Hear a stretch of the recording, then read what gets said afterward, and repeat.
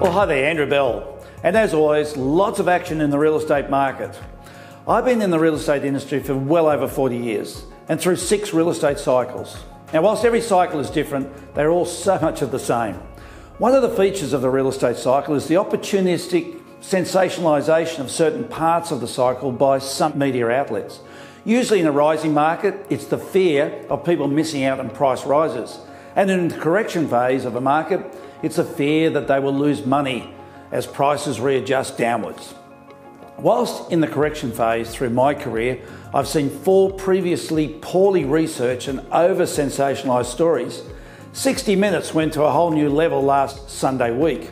A number of previously unheard of so-called real estate experts went to a new level of fear-mongering where they suggested that the real estate market as we know it was facing Armageddon and the property market would never be the same again.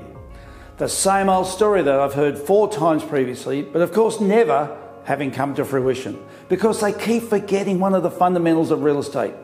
You and I and everybody else needs a place to live. We either buy our own home or someone has to buy one for us to rent out. And so there's a constant demand from our ever-growing population.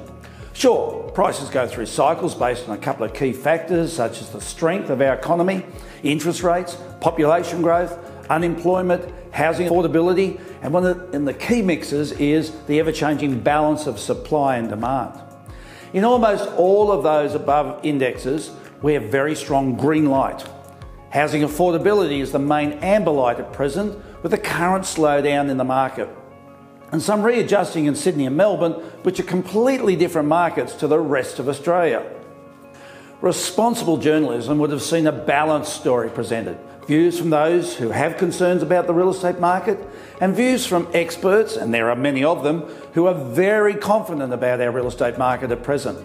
But no, 60 Minutes wanted to sensationalise the story and searched around for 3 or 4 people around the country who could all share their negativity.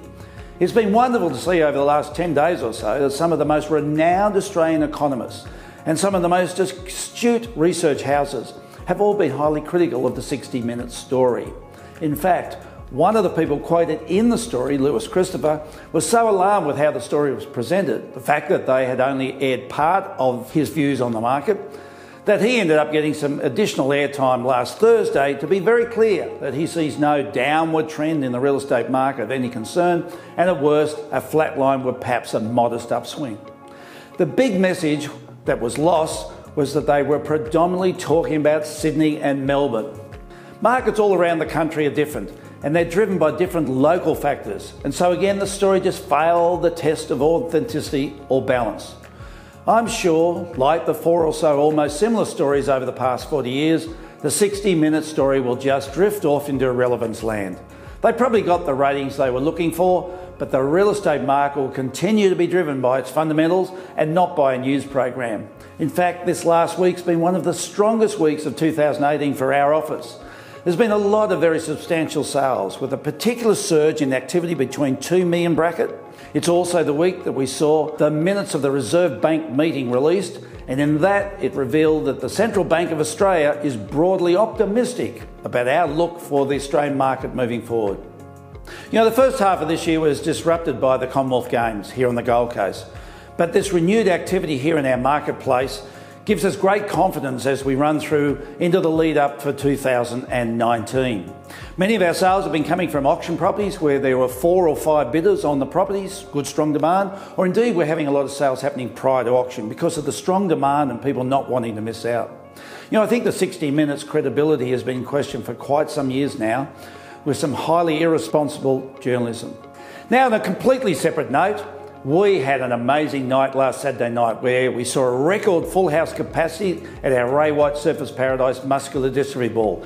750 people made it a spectacular evening with enormous community goodwill. It resulted in us raising just over $150,000 to fight this dreaded muscular dystrophy disease that's affecting so many of our youth.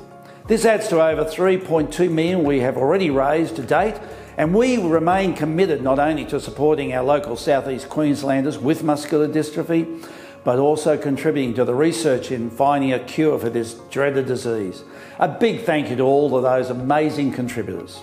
Now, I trust you're enjoying our beautiful spring weather wherever you may be, and until I see you in a fortnight's time, stay safe.